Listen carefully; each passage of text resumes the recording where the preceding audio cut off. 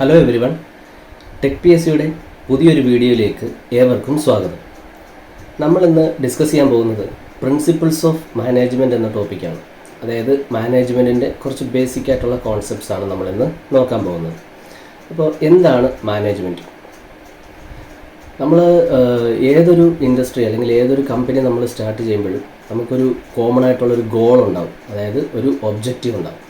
ആ ഒരു ഒബ്ജക്റ്റീവിലേക്ക് നമുക്ക് എങ്ങനെ എത്തിച്ചേരാം, അല്ലെങ്കിൽ അത് ഏത് രീതിയിലാണ് നമ്മൾ ആ ഗോൾ അച്ചീവ് ചെയ്യേണ്ടത്. അപ്പോൾ ഇതിനെയൊക്കെ നമ്മൾ ഒരു കറക്റ്റ് ഓർഡറിൽ നമ്മൾ സെറ്റ് ചെയ്യുക, പ്ലേസ് ചെയ്യുക, അതിനാവശ്യമായിട്ടുള്ള റോ മെറ്റീരിയൽസിനെയൊക്കെ അതാത് സമയത്ത് കളക്ട് ചെയ്യുക. അപ്പോൾ ഇതൊക്കെയാണ് നമ്മൾ ശരിക്കും ഈ മാനേജ്മെൻറ്റ് എന്ന് പറയുന്ന ഒരു ആക്ടിവിറ്റിയിൽ നമ്മൾ ചെയ്യുന്നത്. അപ്പോൾ എല്ലാവർക്കും അറിയാം, ഈ മാനേജ്മെൻറ്റ് എന്ന് പറയുന്നത് ഇറ്റ്സ് ആൻ ആർട്ട്. ഇത് ഒരു ഡിസിഷൻ മേക്കിംഗ് പ്രോസസ്സാണ് എന്ന് വേണമെങ്കിൽ നമുക്കിതിനെ പറയാം. അപ്പോൾ മാനേജ്മെൻറ്റ് ഒരു ഡിസിഷൻ മേക്കിംഗ് എന്ന് പറയാൻ കാര്യം, ഇപ്പോൾ മാനേജ്മെൻറ്റ് ആക്ടിവിറ്റിയിൽ നമുക്ക് പറയാവുന്നത് എന്തൊക്കെയാണ്? പ്ലാനിങ്, അതായത് നമുക്കിപ്പോൾ നമ്മുടെ ഗോൾ എന്താണോ അല്ലെങ്കിൽ ഒബ്ജക്റ്റീവ് എന്താണോ ആ ഒബ്ജക്റ്റീവിനെ ആ ഒബ്ജക്റ്റീവിലേക്ക് എത്തിച്ചേരാനുള്ള ഏതൊക്കെ ടാസ്കുകളാണ് നമ്മൾ ചെയ്യുന്നത്, അല്ലെങ്കിൽ ഏതൊക്കെ രീതികളാണ് നമ്മൾ അറേഞ്ച് ചെയ്യേണ്ടത്. അപ്പോൾ അതെല്ലാം ഈ ഒരു മാനേജ്മെൻറ്റ് എന്ന് പറയുന്ന ആക്ടിവിറ്റിയിൽ നമ്മൾ എടുക്കേണ്ട സ്റ്റെപ്സാണ്. അപ്പോൾ ഈ മാനേജ്മെൻറ്റ് എന്ന് പറയുന്നത് ശരിക്കും എന്താണ്? പ്ലാൻ ചെയ്യുക, പ്ലാനിങ് ആണ്. അതുപോലെ തന്നെ ഓർഗനൈസ് ചെയ്യുക എന്ന് പറഞ്ഞാൽ നമ്മൾ പ്ലാൻ ചെയ്ത കാര്യങ്ങളെല്ലാം എന്താണ് പ്രോപ്പറായിട്ട് അതിനൊരു സീക്വൻസ് ആയിട്ട് നമ്മൾ അറേഞ്ച് ചെയ്യുക എന്നുള്ളതാണ് ഓർഗനൈസിങ് എന്നുകൊണ്ട് ഉദ്ദേശിക്കുന്നത്. ദെൻ സ്റ്റാഫിങ്, അതായത് നമ്മൾ ഈ ഓർഗനൈസ് ചെയ്ത കാര്യങ്ങൾ പ്രോപ്പറായിട്ട് ചെയ്യാനായിട്ടുള്ള സ്കിൽഡ് ലേബേഴ്സ് അല്ലെങ്കിൽ വർക്ക്മെൻറ്റിനെ നമ്മൾ എന്ത് ചെയ്യുക? സ്റ്റാഫിംഗ് എന്ന് പറഞ്ഞു കഴിഞ്ഞാൽ റിക്രൂട്ടിംഗ് എന്നാണ് ഉദ്ദേശിക്കുന്നത്. ദെൻ ഈ ലേബറിന് ആവശ്യമായിട്ടുള്ള ട്രെയിനിങ് കൊടുക്കുക, ട്രെയിനിങ് കണ്ടക്ട് ചെയ്യുക, അതായത് അവരെ ഡയറക്റ്റ് ചെയ്യുക. അതുപോലെ തന്നെ കൺട്രോൾ ചെയ്യുക എന്ന് പറഞ്ഞാൽ മോണിറ്ററിംഗ് എന്നാണ് ഉദ്ദേശിക്കുന്നത്. അപ്പോൾ ഈ ആക്ടിവിറ്റീസ് എല്ലാം കൂടി ചേർന്ന് അല്ലെങ്കിൽ ഇതിനെല്ലാം ചേർത്ത ഒരു ഇൻ്റഗ്രേറ്റഡ് പ്രോസസ്സാണ് മാനേജ്മെൻറ്റ് എന്ന് പറയുന്നത്. അപ്പോൾ ഈ മാനേജ്മെൻറ്റിന് പല ആൾക്കാർ ഡെഫിനിഷൻസ് കൊടുത്തിട്ടുണ്ട്. അപ്പോൾ എന്തൊക്കെയാണ് ആ ഡെഫിനിഷൻസ് എന്ന് നമുക്കൊന്ന് നോക്കാം. അപ്പോൾ ആദ്യം തന്നെ ഹരോൾഡ് കൂൺസ് എന്ന് പറയുന്ന ആളിൻ്റെ ഡെഫിനിഷൻ എന്താണ്? മാനേജ്മെൻറ്റ് എന്ന് പറയുന്നത് എന്താണ്? Art of getting things done through and with the people in formally organised groups. പിന്നെ ഡാൾട്ടൺ മക്ഫർലാൻഡ്, മാനേജ്മെൻറ്റ് എന്ന് പറയുന്നത് എന്താണ്? അത് കൺസെപ്ച്വലാണ്, തിയറിറ്റിക്കലാണ്, അനലിറ്റിക്കൽ പർപ്പസ്. അതിന് വേണ്ടിയിട്ട് നമ്മൾ ഡിസൈൻ ചെയ്തിരിക്കുന്ന സാധനമാണ് ഇത്, അല്ലെങ്കിൽ ഇതിനെല്ലാം ബേസ് ചെയ്തിട്ട് ഡിസൈൻ ചെയ്തിരിക്കുന്നതാണ് എന്തെന്ന് പറയുന്നത്? മാനേജ്മെൻറ്റ് എന്ന് പറയുന്നത്. അപ്പോൾ ഈ മാനേജ്മെൻറ്റിൽ നമ്മൾ പ്ലാൻ ചെയ്യുന്നു, ഡയറക്റ്റ് ചെയ്യുന്നു, ആ പ്രോസസ്സുകളെല്ലാം അതിൽ ഇൻക്ലൂഡഡ് ആണല്ലോ. അടുത്തത് പ്രൊഫസർ മൂറിൻ്റെ ഡെഫിനിഷൻ എന്താണ്? മാനേജ്മെൻറ്റ് എന്ന് പറയുന്നത് ഡിസിഷൻ മേക്കിംഗ് ആണ്. അപ്പോൾ ഇതുപോലെയുള്ള പല ഡെഫിനിഷൻസിനെ കമ്പൈൻ ചെയ്തിട്ടാണ് നമ്മൾ എന്ത് ചെയ്യുന്നത്? Management is N integrated process എന്ന് നമ്മൾ ഒരു നിഗമനത്തിലേക്ക് നമ്മൾ എത്തിച്ചേരുന്നത്. ഓക്കെ, അപ്പോൾ ഇതാണ് പല വേരിയസ് ആയിട്ടുള്ള ആൾക്കാരുടെ ഡെഫിനിഷൻസ് ആണിത്.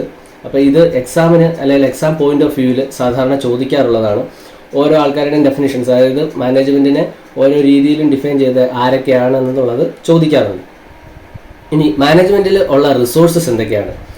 നമുക്കറിയാം, മെയിനായിട്ടുള്ള റിസോഴ്സസ് എന്ന് പറയുന്നത് 3 M's ആണ്. 3 M's എന്ന് പറഞ്ഞാൽ എന്തൊക്കെയാണ്? Men, material, machine. ഈ 3 എണ്ണമാണ് 3 M's എന്ന് പറയുന്നത്. ഇത് കൂടാതെ എന്തൊക്കെയുണ്ട്? മെറ്റീരിയൽ, അതായത് മെൻ, മെറ്റീരിയൽ, മെഷീൻ, അതുപോലെ തന്നെ മണി, ദെൻ മെത്തേഡ്സ്. അപ്പോൾ ഈ ഇത്രയും കാര്യങ്ങൾ ചേർന്നതാണ് എന്തെന്ന് പറയുന്നത്, ഇത്രയും കാര്യങ്ങളെ പ്ലാൻ ചെയ്യുക, ഓർഗനൈസ് ചെയ്യുക, ഡയറക്റ്റിംഗ്, കൺട്രോളിങ്, ഇതൊക്കെയാണ് എന്തെന്ന് പറയുന്നത്?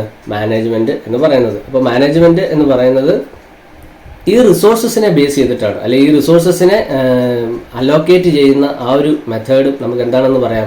മാനേജ്മെൻ്റ് ആണ് എന്ന് നമുക്ക് പറയാം. നമ്മൾ നേരത്തെ പറഞ്ഞതുപോലെ തന്നെ മാനേജ്മെൻറ്റിൻ്റെ പല ഡെഫിനിഷൻസ് ആണ്, പല ആൾക്കാർ പറഞ്ഞിട്ടുള്ള ഡെഫിനിഷൻസ് നമ്മൾ ഓൾറെഡി പറഞ്ഞതാണ്. അപ്പോൾ അത് ഓരോ ഡിഫൈൻ ചെയ്തത് ആരാണ് എന്നുള്ളതാണ് ഇവിടെ സ്പെസിഫൈ ചെയ്തിട്ടുള്ളത്. മാനേജ്മെൻറ്റ് എന്ന് പറയുന്നത് എന്താണ്? Accomplishment of results through the efforts of other people. ഇതാരാണ് പറഞ്ഞത്?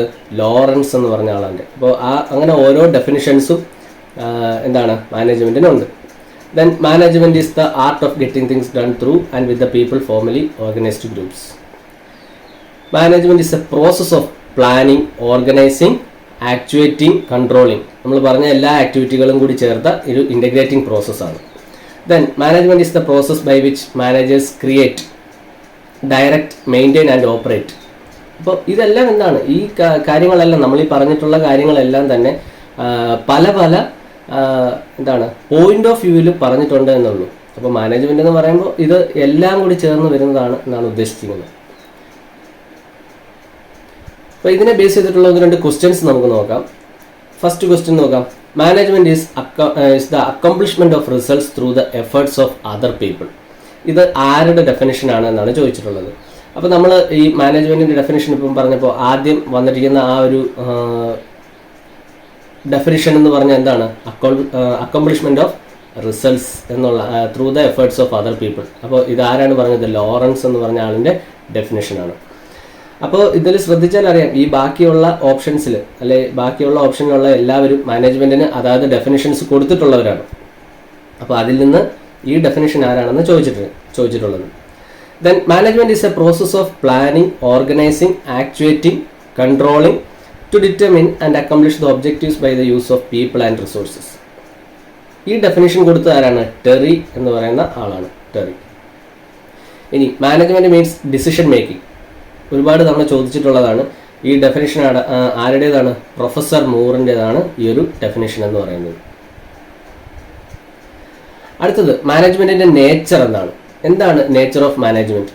മാനേജ്മെന്റ് എന്ന് പറയുന്നത് എപ്പോഴും നമ്മൾ എന്തിനെയാണ് മാനേജ് ചെയ്യേണ്ടത്, അപ്പം നമ്മുടെ ഗോൾ അല്ലെങ്കിൽ നമ്മുടെ ഒബ്ജക്റ്റീവിനെ ബേസ് ചെയ്തിട്ടാണ് മാനേജ്മെന്റ്. ഏത് രീതിയിൽ അത് നമ്മൾ ഇതിനെ ഓർഗനൈസ് ചെയ്യണം, അല്ലെങ്കിൽ ഏത് രീതിയിൽ നമ്മൾ പ്ലാൻ ചെയ്യണം, ഇതെല്ലാം ബേസ്ഡ് ഓൺ എന്തായിരിക്കും? നമ്മുടെ ഗോൾ ആയിരിക്കും, അല്ലെങ്കിൽ ഒബ്ജക്റ്റീവ് ആയിരിക്കും. ഒബ്ജക്റ്റീവ് ഓഫ് ദ ഫേം അല്ലെങ്കിൽ ഒബ്ജക്റ്റീവ് ഓഫ് ദ സർവീസ്, അതെന്തും ആയിക്കോട്ടെ. മാനേജ്മെന്റ് എന്ന് പറയുന്നത് integration of human, physical and financial resources ആണ്. നമ്മൾ പറഞ്ഞല്ലോ, ഇറ്റ്സ് ആൻ ഇന്റഗ്രേറ്റിംഗ് പ്രോസസ് ആണ്. അപ്പോൾ അതുകൊണ്ട് തന്നെ ഇതിനെല്ലാം കൊളാബറേറ്റ് ചെയ്തിട്ടുള്ള ഒരു ആക്ടിവിറ്റിയാണ് management. Then management is continuous ആണ്. എന്താണ് ഇത്? ഒരു ഇനിഷ്യൽ സ്റ്റേറ്റിൽ മാത്രം തീരുന്നതല്ല. മാനേജ്മെന്റ് എന്ന് പറയുന്നത് എന്താണ്? ഇത് കണ്ടിന്യൂവൽ പ്രോസസ്സാണ്. അതായത് ടിൽ ദ എൻഡ് വരെ ഉള്ള ഒരു പ്രോസസ്സാണ്. അതായത് പ്രൊഡക്റ്റ് നമ്മൾ സ്റ്റാർട്ട് ചെയ്തു, അല്ലെങ്കിൽ പ്രൊഡക്റ്റ് നമ്മൾ ഉണ്ടാക്കാൻ തുടങ്ങിയത് മുതൽ അത് കസ്റ്റമേഴ്സിൻ്റെ കയ്യിൽ എത്തുന്നത് വരെ, ഫോർ എക്സാമ്പിൾ. അപ്പോൾ അതുവരെയും എന്താണ്? അതൊരു മാനേജ്മെൻ്റ് ആണ്. ഇനി അതിന് ശേഷവും എന്താണ്? ഈ ഒരു മാനേജ്മെൻറ്റ് ആക്ടിവിറ്റി ഇങ്ങനെ കണ്ടിന്യൂ ചെയ്തുകൊണ്ടേയിരിക്കും. അതാണ് മാനേജ്മെൻറ്റിൻ്റെ ഒരു പ്രത്യേകത എന്ന് പറയുന്നത്. പിന്നെ ഈ മാനേജ്മെന്റ് എന്ന് പറഞ്ഞാൽ എന്താണ്? എല്ലാ സ്ഥലത്തും, അതായത് ടോപ്പ് മാനേജ്മെന്റ് അല്ലെങ്കിൽ അഡ്മിനിസ്ട്രേറ്റീവ് ലെവലിൽ മാത്രം ഒതുങ്ങിത്തീരുന്ന ഒരു കാര്യമല്ല. വർക്ക്മെന്റിനായാലും സൂപ്പർവൈസറിനായാലും അത് ഓൾ ഓവർ ദ ഇൻഡസ്ട്രി അല്ലെങ്കിൽ ഓൾ ഓവർ ദ ഫേം ഈ ഒരു മാനേജ്മെന്റ് ആക്ടിവിറ്റി ഇങ്ങനെ വ്യാപിച്ചു കിടക്കുകയാണ്. അതാണ് മാനേജ്മെന്റ് പെർവസീവ് ആണെന്ന് പറയുന്നത്. ഇനി മാനേജ്മെന്റ് ഒരു ഗ്രൂപ്പ് ആക്ടിവിറ്റിയാണ്. അത് നമുക്കറിയാം. ഓൾറെഡി ഒരു ടോപ്പ് മാനേജ്മെന്റ് വിചാരിച്ചാൽ മാത്രം എന്ത് ചെയ്യാൻ പറ്റില്ല? ഒരു ഫേം അല്ലെങ്കിൽ ഒരു കമ്പനിയുടെ ഗോൾ അച്ചീവ് ചെയ്യാനായിട്ട് സാധിക്കില്ല. അവിടെ ആ ഒരു ഗോളിലേക്ക് എത്തിച്ചേരുന്നത് വർക്ക്മെന്റിന്റെ കൂടി എഫേർട്ട് കൊണ്ടാണ്, അല്ലെ വർക്ക്മെന്റിന്റെ എഫേർട്ട് കൊണ്ടാണ് ആ ഒരു ഗോൾ നമ്മൾ അച്ചീവ് ചെയ്തെടുക്കുന്നത്. അപ്പോൾ it's a group activity.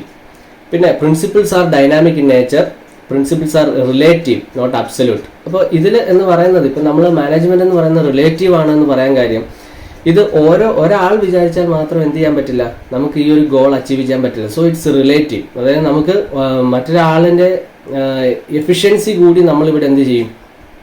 Examine ചെയ്യും, അല്ലെങ്കിൽ അതുകൂടി നമ്മൾ കൺസിഡർ ചെയ്യുന്നുണ്ട് ഈ മാനേജ്മെന്റ് എന്ന് പറയുന്ന ഒരു ആക്ടിവിറ്റിയിൽ. പിന്നെ മാനേജ്മെന്റ് എന്ന് പറയുന്നത് ഒരു ആർട്ടാണ്, അതുപോലെ തന്നെ സയൻസ് ഒരു പ്രൊഫഷനാണ്. Management decision മേക്കിങ്ങുമാണ്.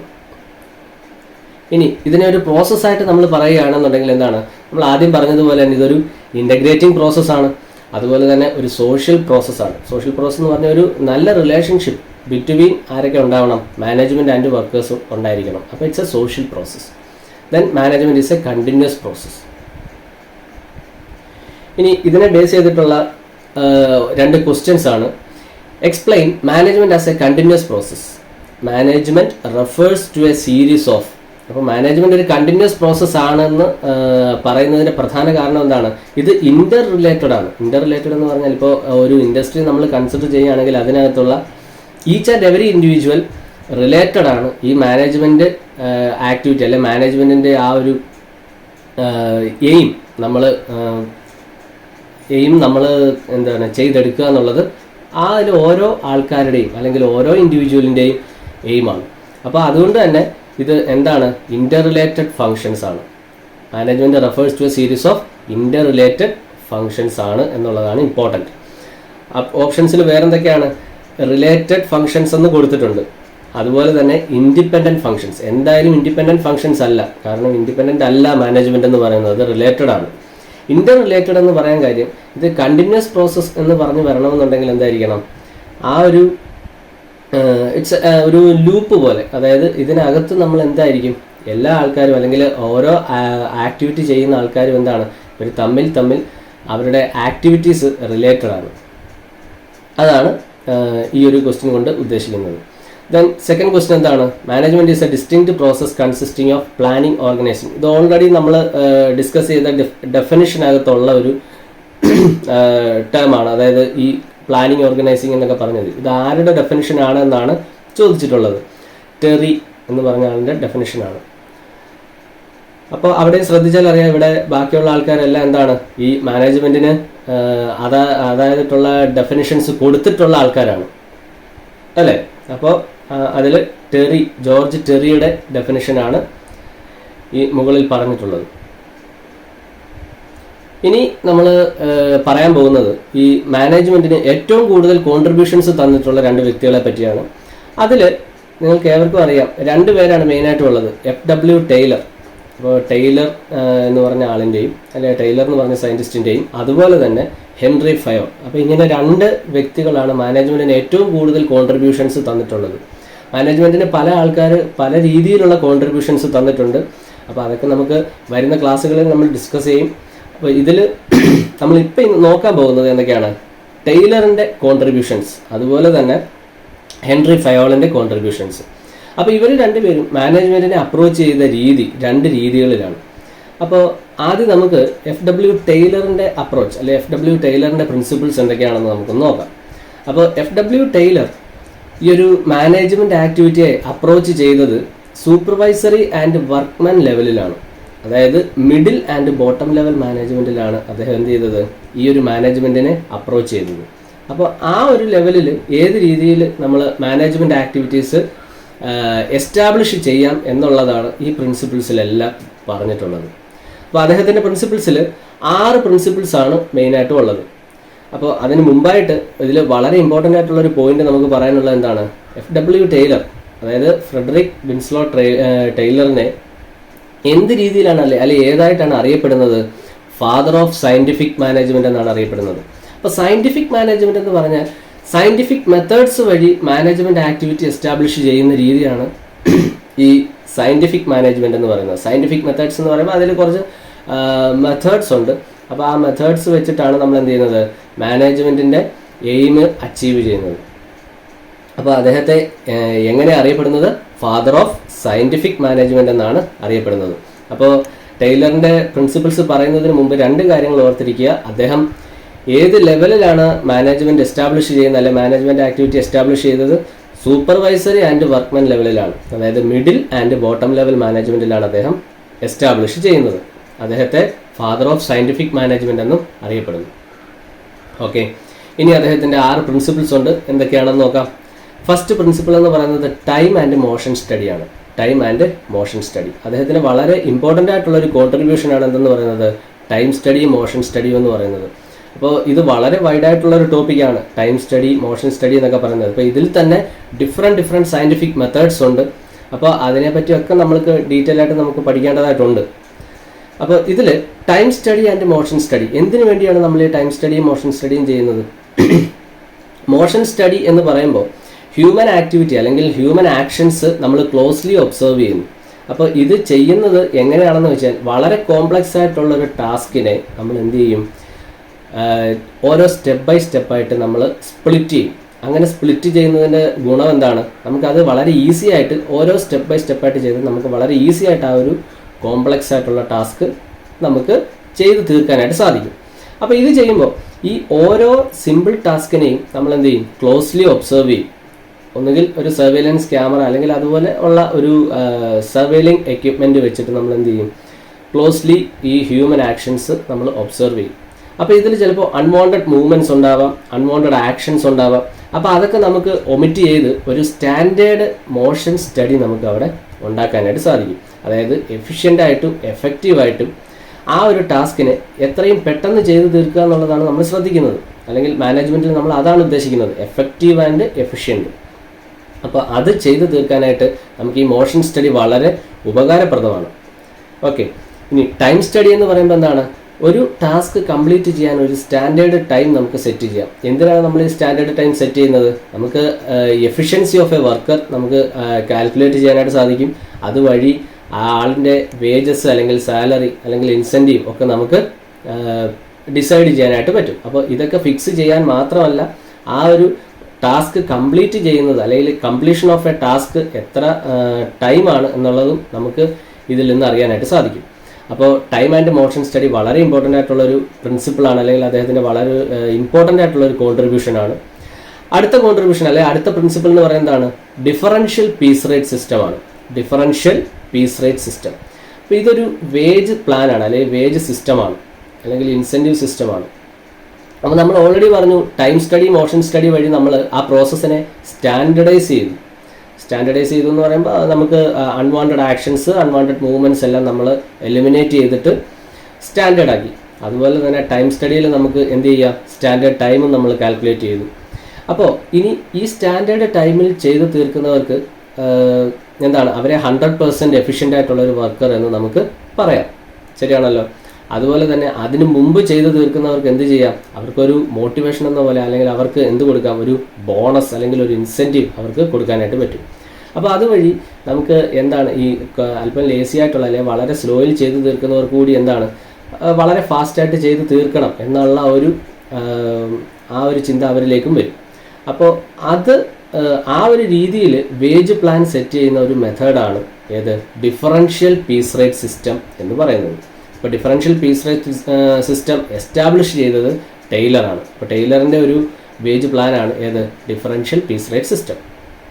അപ്പോൾ ഇവിടെ സ്റ്റാൻഡേർഡ് വേജ് കൊടുക്കും. സ്റ്റാൻഡേർഡ് വേജ് കൊടുക്കുന്നതെന്ന് പറയുന്നത്, സ്റ്റാൻഡേർഡ് മീൻസ് ഒരു ഫിക്സഡ് വേജ് എല്ലാവർക്കും കൊടുക്കുന്നുണ്ട്. അതായത് സ്റ്റാൻഡേർഡ് ടൈം സെറ്റ് ചെയ്തിട്ട് ആ ഒരു വേജ് എല്ലാവർക്കും കൊടുക്കും. പക്ഷേ അഡീഷണലായിട്ട്, അതായത് ബിഫോർ ദ ടൈം ചെയ്ത് തീർക്കുന്നവർക്ക് ബോണസ് എന്നുള്ള രീതിയിൽ അല്ലെങ്കിൽ ഒരു ഇൻസെൻറ്റീവ് കൊടുക്കുന്നതാണ്. അപ്പോൾ അതാണ് ഈ ഒരു ഡിഫറൻഷ്യൽ പീസ് റേറ്റ് സിസ്റ്റം എന്നതുകൊണ്ട് ഉദ്ദേശിക്കുന്നത്. അടുത്തത് സൂപ്പർവിഷനാണ്. സൂപ്പർവിഷൻ എന്ന് പറയുമ്പോൾ എന്താണ്, നമ്മൾ പ്ലാൻ ചെയ്തു, അവരെ ഓർഗനൈസ് ചെയ്തു, പക്ഷേ ഇതിന് കറക്റ്റായിട്ട് മോണിറ്റർ ചെയ്തില്ല എന്നുള്ളെങ്കിൽ എന്ത് സംഭവിക്കും, ഇത് ചിലപ്പോൾ മാനേജ്മെൻറ്റിൻ്റെ ആ ഒരു എയിം അല്ലെങ്കിൽ മാനേജ്മെൻറ്റ് ആ ഒരു ഗോൾ എന്ന് പറയുന്നത് ഒരിക്കലും നമുക്ക് അച്ചീവ് ചെയ്യാനായിട്ട് സാധിക്കില്ല. അപ്പോൾ ഇതിനെ കണ്ടിന്യൂസ്ലി മോണിറ്റർ ചെയ്യാൻ വേണ്ടിയിട്ട് എന്ത് വേണം, സൂപ്പർവൈസറി ലെവലിൽ ഒരാളുണ്ടായിരിക്കണം. അപ്പോൾ അയാൾക്ക് ടെക്നിക്കൽ നോളജ് മാത്രം പോരാ, അയാൾക്കൊരു എന്തുണ്ടായിരിക്കണം, ടെക്നിക്കൽ നോളജ് കൂടാതെ അയാൾക്ക് കൺസെപ്ച്വൽ ആയിട്ടുള്ള ഒരു സ്കില്ല് കൂടി ഉണ്ടായിരിക്കണം. അപ്പോൾ അങ്ങനെ ഒരു സൂപ്പർവിഷൻ ഇതിലുണ്ടെങ്കിൽ മാത്രമേ മാനേജ്മെൻറ്റ് എഫക്റ്റീവായിട്ട് നമുക്ക് നടത്താൻ സാധിക്കുകയുള്ളൂ. അടുത്ത എന്താണ്, സയൻറ്റിഫിക് റിക്രൂട്ട്മെൻറ്റ് ആൻഡ് ട്രെയിനിങ്.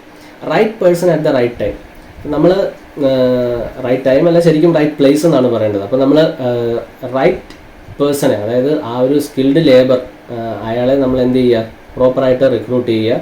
അതുപോലെ തന്നെ ഓൾറെഡി സ്കിൽഡ് ആയിട്ടുള്ളൊരു ലേബറാണ്, അയാളുടെ സ്കിൽ ഡെവലപ്പിന് വേണ്ടിയിട്ടുള്ള ട്രെയിനിങ്സ് ഒക്കെ കൊടുക്കുക.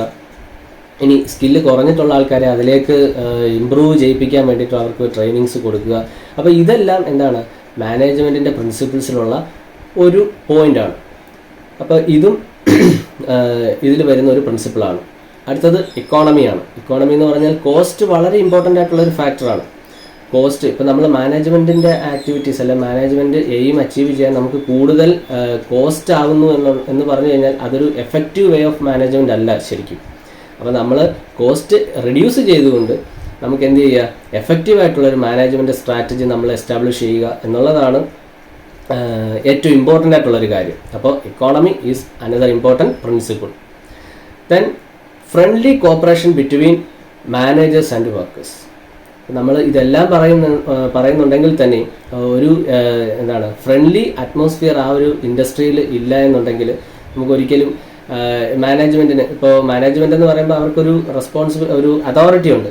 ആ ഒരു അതോറിറ്റി വെച്ചിട്ട് അവർ പറയുന്ന കാര്യങ്ങൾ 100% ഒരു എന്താണ്, വില്ലിങ്നെസ്സോടുകൂടി തന്നെ അവർ ചെയ്യണമെന്നുണ്ടെങ്കിൽ ഇവർ തമ്മിൽ എന്തുണ്ടായിരിക്കണം, അതായത് മാനേജ്മെൻറ്റും വർക്കേഴ്സും തമ്മിൽ എന്തുണ്ടായിരിക്കണം, നല്ലൊരു റിലേഷൻ ഉണ്ടായിരിക്കണം. അപ്പോൾ അവർ തമ്മിലുള്ളൊരു കോർഡിനേഷൻ കൂടിയാണ് മാനേജ്മെൻറ്റ് എന്ന് പറയുന്നത്. അപ്പോൾ ഇതാണ് FW ടൈലറിൻ്റെ കോൺട്രിബ്യൂഷൻസ് എന്ന് പറയുന്നത്. അദ്ദേഹം 6 പ്രിൻസിപ്പിൾസ് ഓഫ് മാനേജ്മെൻറ്റ് എസ്റ്റാബ്ലിഷ് ചെയ്തു. അപ്പോൾ അദ്ദേഹത്തിൻ്റെ ഇമ്പോർട്ടൻ്റ് ആയിട്ടുള്ള കോൺട്രിബ്യൂഷൻസിലാണ് നമ്മൾ ഈ പറഞ്ഞ കാര്യങ്ങളൊക്കെ വരുന്നത്. അടുത്തതായിട്ട് ഹെൻറി ഫയോളിൻ്റെ കോൺട്രിബ്യൂഷൻസ് എന്തൊക്കെയാണ്, അല്ലെ അദ്ദേഹം എന്തൊക്കെയാണ് നമുക്ക് മാനേജ്മെൻറ്റിലേക്ക് കോൺട്രിബ്യൂട്ട് ചെയ്തതെന്നാണ് നോക്കുന്നത്. ഹെൻറി ഫയോളിനെ ഫാദർ ഓഫ് മോഡേൺ മാനേജ്മെൻറ്റ് എന്നാണ് അറിയപ്പെടുന്നത്, അല്ലെങ്കിൽ father of principles of management എന്നാണ് അദ്ദേഹത്തിനെ അറിയപ്പെടുന്നത്. അപ്പോൾ ടൈലർ എസ്റ്റാബ്ലിഷ് ചെയ്തത് എവിടെയാണ്? സൂപ്പർവൈസറി ലെവലിലും ബോട്ടം ലെവൽ മാനേജ്മെൻറ്റിലുമാണ് അദ്ദേഹം ഈ മാനേജ്മെൻറ്റ് ആക്ടിവിറ്റീസ് അല്ലെ മാനേജ്മെൻറ്റ് പ്രിൻസിപ്പിൾസ് എസ്റ്റാബ്ലിഷ് ചെയ്യുന്നത്. പക്ഷേ ഹെൻറി ഫയോൾ അഡ്മിനിസ്ട്രേറ്റീവ് ലെവൽ, അതായത് ടോപ്പ് മാനേജ്മെൻറ്റിലാണ് ഈ ഒരു പ്രിൻസിപ്പിൾസ് ഓഫ് മാനേജ്മെൻറ്റ് എസ്റ്റാബ്ലിഷ് ചെയ്യുന്നത്. അപ്പോൾ എന്താണ് അദ്ദേഹത്തിൻ്റെ പ്രിൻസിപ്പിൾസ് എന്ന് നോക്കാം. 14 പ്രിൻസിപ്പിൾസ് ആണ് അദ്ദേഹം എസ്റ്റാബ്ലിഷ് ചെയ്തത്. അപ്പോൾ അത് ഒരു ക്വസ്റ്റ്യൻ ആയിട്ട് തന്നെ ചോദിക്കാം. 14 പ്രിൻസിപ്പിൾസ് ഓഫ് മാനേജ്മെൻറ്റ് എസ്റ്റാബ്ലിഷ് ചെയ്തത് ആരാണ്? ഹെൻറി ഫയോൾ ആണ്. അദ്ദേഹത്തിനെ തന്നെയാണ് father of principles of management അല്ലെങ്കിൽ ഫാദർ ഓഫ് മോഡേൺ മാനേജ്മെൻറ്റ് എന്ന് പറയുന്നത്. അപ്പോൾ നമുക്ക് 1 by 1 ആയിട്ട് നോക്കാം അദ്ദേഹത്തിൻ്റെ 14 പ്രിൻസിപ്പിൾസ് എന്തൊക്കെയാണെന്ന്. അപ്പോൾ ഫസ്റ്റ് പ്രിൻസിപ്പിൾ എന്ന് പറയുന്നത് ഡിവിഷൻ ഓഫ് ലേബർ. നമ്മൾ എന്ത് ചെയ്യണം, ഒരു കോംപ്ലക്സ് ആയിട്ടുള്ളൊരു ടാസ്ക് ആയിരിക്കും. ആ ടാസ്ക് അതിനെ നമ്മൾ സിമ്പിൾ ടാസ്കുകളായിട്ട് സ്പ്ലിറ്റപ്പ് ചെയ്തു. അങ്ങനെ സ്പ്ലിറ്റപ്പ് ചെയ്തിട്ട് അതിനെ പ്രോപ്പറായിട്ടുള്ള അല്ലെങ്കിൽ കറക്റ്റായുള്ള രീതിയിൽ എന്ത് ചെയ്യുക, ഡിവൈഡ് ചെയ്ത് ലേബറിന് കൊടുക്കുക. അതായത് ആ ആളിന് ഒരിക്കലും അതൊരു ഓവർലോഡ് ആവാത്ത രീതിയിൽ ഡിവൈഡ് ചെയ്ത് കൊടുക്കുക എന്നുള്ളത് ഒരു ഇമ്പോർട്ടൻ്റ് ആയിട്ടുള്ള കാര്യമാണ്. അപ്പോൾ ഡിവിഷൻ ഓഫ് വർക്ക് എന്ന് പറയുന്നതാണ് ഫസ്റ്റ് പ്രിൻസിപ്പിൾ എന്ന് പറയുന്നത്. ഇനി അതോറിറ്റി ആൻഡ് റെസ്പോൺസിബിലിറ്റി. അതോറിറ്റിയും റെസ്പോൺസിബിലിറ്റിയും എന്ന് പറയുന്നത് ശരിക്കും ബാലൻസ്ഡ് ആയിരിക്കണം. ബാലൻസ്ഡ് എന്ന് പറഞ്ഞാൽ എന്താണ് അതോറിറ്റി? ഇപ്പോൾ നമുക്കൊരു ഓർഡർ കൊടുക്കാനുള്ള, അല്ലെങ്കിൽ ഇപ്പോൾ നമ്മളിപ്പോൾ എന്തെങ്കിലും ഒരു കാര്യം പറയുകയാണ്, അല്ലെങ്കിൽ ടോപ്പ് മാനേജ്മെൻറ്റ് ഒരു കാര്യം പറയുകയാണ്. അപ്പോൾ അങ്ങനെ ആ ഒരു ഓർഡർ അല്ലെങ്കിൽ ആ ഒരു കമാൻഡ് ഇടാൻ വേണ്ടിയിട്ട് അവർക്ക് എന്താണ്, ഒരു അതോറിറ്റി ഉണ്ട്. അപ്പോൾ ഒരു ഓതറൈസ്ഡ് പേഴ്സൺ ആണ്. ഒരു ഓതറൈസ്ഡ് പേഴ്സൺ പറയുമ്പോൾ നമുക്കത് ചെയ്തേ മതിയാവും. ശരിയാണല്ലോ. അപ്പോൾ അത് കംപ്ലീറ്റ് ചെയ്യാനുള്ള ഓരോരുത്തരുടെയും ആ ഒരു എബിലിറ്റിയാണ്, അല്ലെങ്കിൽ അത് ചെയ്യാനുള്ള അവരുടെ ഒരു ബാധ്യത എന്ന് വേണമെങ്കിൽ പറയാം. ബാധ്യത അല്ല, ശരിക്കും എന്താണ്, അതൊരു ഗോൾ അച്ചീവ് ചെയ്യാൻ വേണ്ടിയിട്ട് നമുക്ക് കൊടുക്കുന്ന കമാൻഡുകളാണ്. അപ്പോൾ അതിനെ അനുസരിക്കുക എന്നുള്ളതാണ്, അല്ലെങ്കിൽ അതിനെ പ്രോപ്പറായിട്ട് ചെയ്യുക എന്നുള്ളത് ഓരോ വർക്ക്മെൻ്റിൻ്റെയും റെസ്പോൺസിബിലിറ്റിയാണ്. അപ്പോൾ ഈ അതോറിറ്റിയും റെസ്പോൺസിബിലിറ്റിയും ബാലൻസ്ഡ് ആയാൽ മാത്രമേ എഫക്റ്റീവായിട്ട് നമുക്ക് മാനേജ്മെൻറ്റ് എസ്റ്റാബ്ലിഷ് ചെയ്യാനായിട്ട് സാധിക്കുകയുള്ളൂ. അപ്പോൾ അതാണ് രണ്ടാമത്തെ പ്രിൻസിപ്പിൾ, അതോറിറ്റി ആൻഡ് റെസ്പോൺസിബിലിറ്റി. മൂന്നാമത്തേത് എന്താണ്? ഡിസിപ്ലിനാണ്. അപ്പോൾ ഒരു വെൽ ഡിസിപ്ലിൻഡ് ആയിട്ടുള്ള ഒരു ഫേം, എന്ന് പറയുമ്പോൾ അവിടെ ശരിക്കും ബിഹേവിയർ ഒരു ഫാക്ടറാണ്. ഡിസിപ്ലിനിൽ വളരെ ഇമ്പോർട്ടൻ്റ് ആയിട്ടുള്ള ഒരു ഫാക്ടറാണ് എന്ത്? ബിഹേവിയർ. അതുപോലെ ആറ്റിറ്റ്യൂഡ്. അപ്പോൾ ഈ കാര്യങ്ങളൊക്കെ കറക്റ്റായിട്ടുള്ള ഒരു, അല്ലെങ്കിൽ നല്ല രീതിയിലുള്ള ഒരു അറ്റ്മോസ്ഫിയർ എന്ന് വെച്ചാൽ വർക്കിംഗ് അറ്റ്മോസ്ഫിയർ ആണ് ഉദ്ദേശിച്ചത്. അപ്പോൾ വർക്കിംഗ് അറ്റ്മോസ്ഫിയർ അവിടെ ഉണ്ട് എന്നുണ്ടെങ്കിൽ, ഡിസിപ്ലിൻഡ് ആണ് എന്നുണ്ടെങ്കിൽ, നമുക്ക് വളരെ എഫക്റ്റീവായിട്ടുള്ള രീതിയിൽ മാനേജ്മെൻറ്റ് നമുക്ക് എസ്റ്റാബ്ലിഷ് ചെയ്യാം. ഒരു നല്ല രീതിയിലുള്ള ഒരു മാനേജ്മെൻറ്റ് നമുക്ക് അവിടെ എസ്റ്റാബ്ലിഷ് ചെയ്യാനായിട്ട് സാധിക്കും.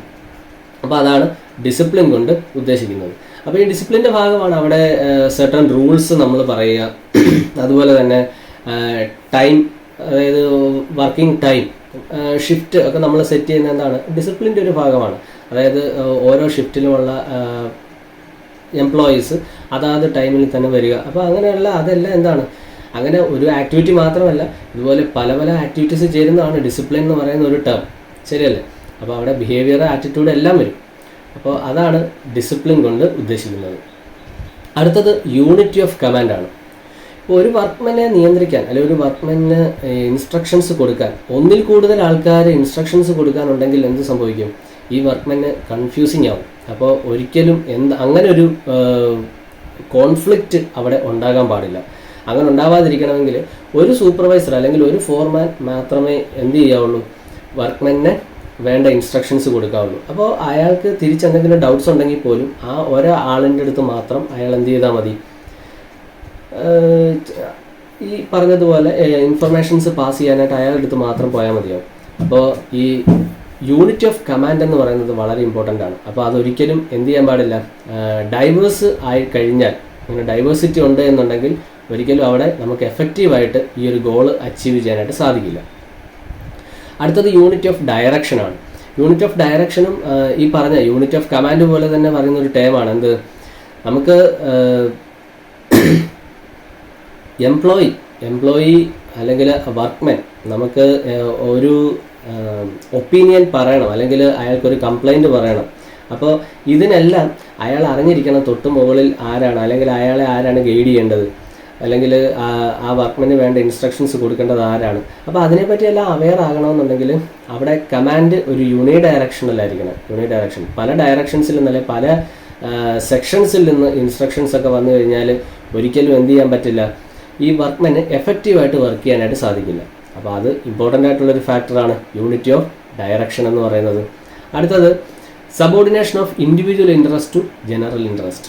ഇത് ടൈലറും പറഞ്ഞത് തന്നെയാണ്. എന്താണ് കോർഡിനേഷൻ എന്ന് പറഞ്ഞ ആ ഒരു പോയിന്റ് തന്നെയാണ് ഇവിടെയും വരുന്നത്. എന്താണ് ഇൻഡിവിജ്വൽ ഇൻട്രസ്റ്റ്, അതായത് പേഴ്സണൽ ഗോൾ തന്നെ ആയിരിക്കണം. അതായത് ഒരാളിൻ്റെ ഓരോ ഇൻഡിവിജ്വലിൻ്റെയും ഗോൾ എന്ന് പറയുന്നത് എന്തായിരിക്കണം, കമ്പനിയുടെ ഉയർച്ച എന്നുള്ളതായിരിക്കണം. അപ്പോൾ കമ്പനി അല്ലെങ്കിൽ ആ ഒരു ഫേമിന് ഒരു ഗോൾ ഉണ്ടാവും, അല്ലെങ്കിൽ ഒരു ഒബ്ജക്റ്റീവ് ഉണ്ടാവും. ആ ഗോൾ അല്ലെങ്കിൽ ആ ഒരു ഒബ്ജക്റ്റീവ് തന്നെ ആയിരിക്കണം ഓരോ ഇൻഡിവിജ്വലിൻ്റെയും ഗോൾ. അപ്പോൾ അത് ശരിക്കും ഉദ്ദേശിക്കുന്നത് എന്താണ്, കമ്പനി ലാഭത്തിലായാലും അല്ലെങ്കിൽ കമ്പനിക്ക് നല്ലൊരു അച്ചീവ്മെൻറ്റ്സ് വരുന്ന സമയത്ത് നമ്മളുടെ ഓരോ ഇൻഡിവിജ്വലിനും അതിനുള്ള ബെനിഫിറ്റ്സ് കിട്ടും എന്നുള്ള ഒരു സ്ട്രാറ്റജി ആയിരിക്കണം എല്ലാവർക്കും ഉണ്ടാവേണ്ടത്. അപ്പോൾ അതാണ് subordination of individual interest to general interest എന്നതുകൊണ്ട് ഉദ്ദേശിച്ചത്. അടുത്തത് റെമ്യൂണറേഷൻ എന്ന് പറയുമ്പോൾ നമ്മൾ പറഞ്ഞല്ലോ, ഇപ്പോൾ പല രീതിയിലുള്ള വേജ് സിസ്റ്റംസ് നമുക്ക് ഇൻഡസ്ട്രീസിൽ ഫോളോ ചെയ്യാറുണ്ട്. അപ്പോൾ അതിൽ ഒരു കാരണവശാലും ഒരു എഫിഷ്യൻ്റ് ആയിട്ടുള്ള വർക്കറിന് ഒരിക്കലും ഫീൽ ചെയ്യരുത് കറക്റ്റ്ലി അയാൾ പെയ്ഡ് അല്ല എന്ന് ഒരിക്കലും അയാൾക്ക് ഫീൽ ചെയ്യരുത്. കാരണം എന്താണ്, ഇപ്പോൾ എഫിഷ്യൻ്റ് ആയിട്ടുള്ളൊരു വർക്കറിനും കുറച്ച് ലേസി ആയിട്ടുള്ള ഒരാൾക്കും ഒരേ രീതിയിലാണ് ഇൻസെൻറ്റീവ്സ് അല്ലെങ്കിൽ വേജസ് അല്ലെങ്കിൽ ബോണസ് ഒക്കെ കൊടുക്കുന്നത് എന്നുണ്ടെങ്കിൽ ഒരിക്കലും ആ എഫിഷ്യൻ്റ് ആയിട്ടുള്ള വർക്കർ അയാൾക്ക് ഡീമോട്ടിവേഷനാണ് അവിടെ ഉണ്ടാകുന്നത്.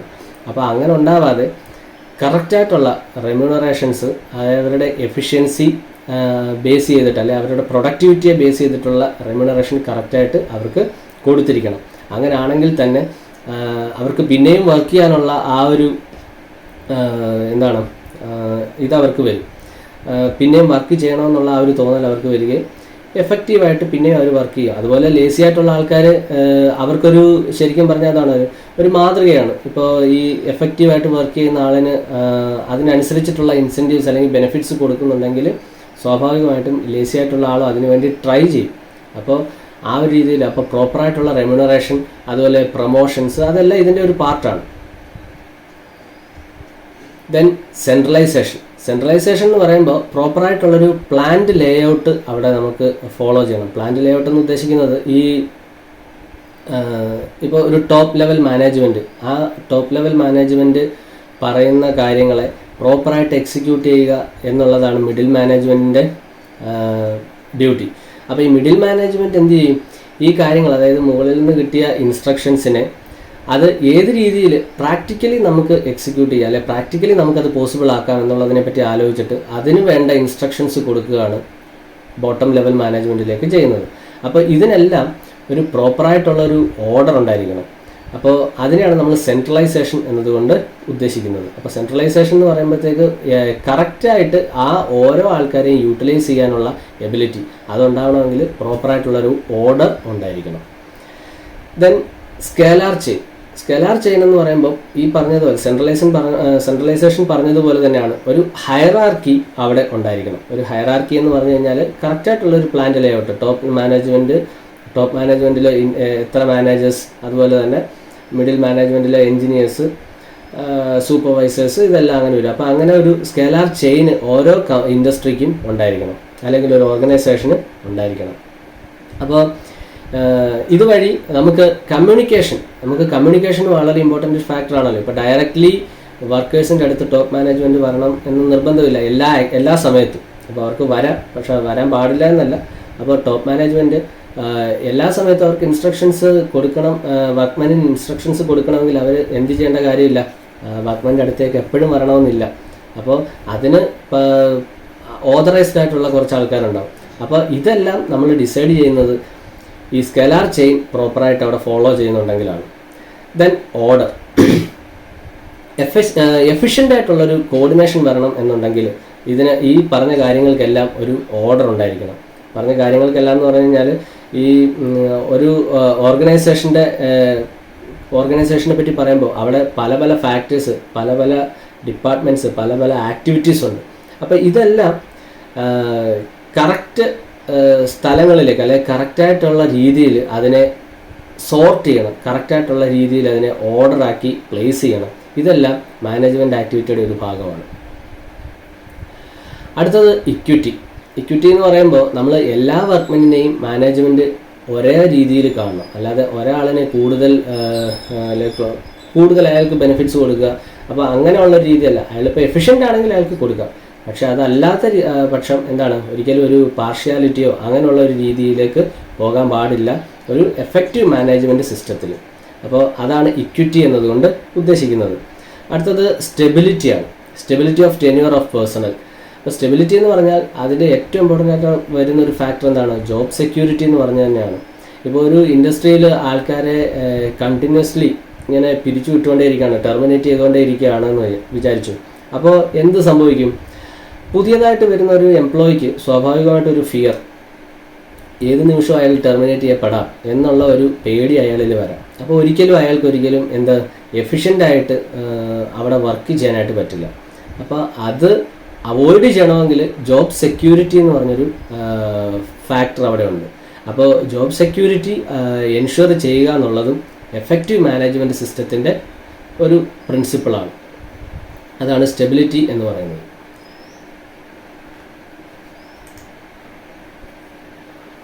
അടുത്തത് ഇനിഷ്യേഷനാണ്.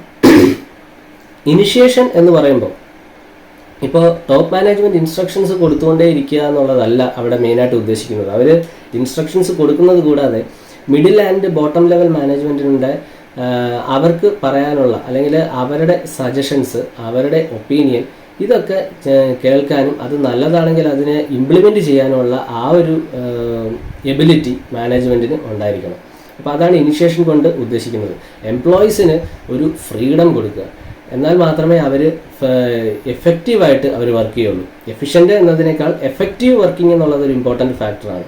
അപ്പോൾ എഫക്റ്റീവായിട്ട് വർക്ക് ചെയ്യണമെന്നുണ്ടെങ്കിൽ, ഫ്രീ ആയിട്ട് വർക്ക് ചെയ്യണം എന്നുണ്ടെങ്കിൽ, ഫ്രീ ആയിട്ട് എന്ന് ഉദ്ദേശിച്ചത് ഒരു വർക്കിംഗ് അറ്റ്മോസ്ഫിയർ നല്ല രീതിയിലുണ്ടെങ്കിൽ അവിടെ ഒരു വർക്കർ എഫക്റ്റീവായിട്ട് വർക്ക് ചെയ്യും. അപ്പോൾ എഫക്റ്റീവായിട്ട് നല്ല രീതിയിൽ എഫക്റ്റീവായിട്ട് വർക്ക് ചെയ്യുക എന്ന് പറയുമ്പോൾ തന്നെ അതിൽ എഫിഷ്യൻസി കൂടി ഇൻക്ലൂഡഡ് ആയിട്ട് വരും. ഇത് രണ്ടും റിലേറ്റഡ് ആയിട്ടുള്ള രണ്ട് ടേമുകളാണ്. അപ്പോൾ അതാണ് ഇനിഷ്യേഷൻ എന്നതുകൊണ്ട് ഉദ്ദേശിക്കുന്നത്. ലാസ്റ്റ് പോയിന്റ് എന്ന് പറയുന്നത് എസ്പിരിറ്റ് ഡെക്കോപ്സ് ആണ്. ഇത് ശരിക്കും പറഞ്ഞാൽ നമ്മൾ സബോർഡിനേഷൻ പറഞ്ഞതുപോലെ തന്നെ അല്ലെങ്കിൽ കോർഡിനേഷൻ പറഞ്ഞതുപോലെ തന്നെയാണ് മാനേജ്മെൻറ്റും വർക്കേഴ്സും തമ്മിൽ എന്തായിരിക്കണം, ഒരു നല്ല റിലേഷനിലായിരിക്കണം. നല്ല റിലേഷൻഷിപ്പ് അവർ തമ്മിൽ മെയിൻറ്റെയിൻ ചെയ്തില്ല എന്നുണ്ടെങ്കിൽ ഓതറൈസ്ഡ് പേഴ്സൺ ആണെങ്കിൽ കൂടി അവർക്ക് ചിലപ്പോൾ ഒരു 100% റെസ്പോൺസിബിൾ ആയിട്ടുള്ള ഒരു വർക്ക്മാനായിട്ട് അവർ ഒരിക്കലും ബിഹേവ് ചെയ്യില്ല.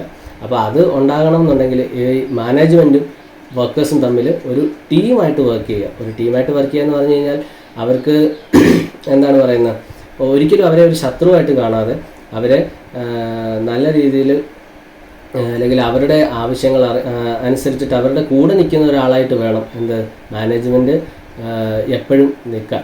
അപ്പോൾ അതാണ് ഈ ടീം സ്പിരിറ്റ് എന്നത് പറയുന്നത്. അപ്പോൾ ടീം സ്പിരിറ്റ് എന്ന് പറഞ്ഞാൽ നമ്മുടെ കൂടെ എന്ത് ആവശ്യത്തിനും അവരുണ്ട് എന്നുള്ളൊരു ഫീല് വന്നു കഴിഞ്ഞാൽ തന്നെ അവർ ഓൾറെഡി അവർ എഫിഷ്യൻസി അല്ലെങ്കിൽ എഫക്റ്റീവായിട്ട് അവർക്ക് വർക്ക് ചെയ്യാനായിട്ട് സാധിക്കും. അപ്പോൾ ഇത്രയും കാര്യങ്ങളാണ് നമ്മൾ ഈ ഒരു മാനേജ്മെൻറ്റിൻ്റെ പ്രിൻസിപ്പിൾസിൽ നമ്മൾ പറയുന്നത്. അപ്പോൾ പ്രിൻസിപ്പിൾസ് ഓഫ് മാനേജ്മെൻറ്റിൽ ഇനിയും കോൺട്രിബ്യൂഷൻസ് ഒരുപാട് ആൾക്കാർ ചെയ്തിട്ടുണ്ട്, അല്ലെങ്കിൽ മാനേജ്മെൻറ്റിൽ ഒരുപാട് കോൺട്രിബ്യൂഷൻസ് പല ആൾക്കാർ ചെയ്തിട്ടുണ്ട്.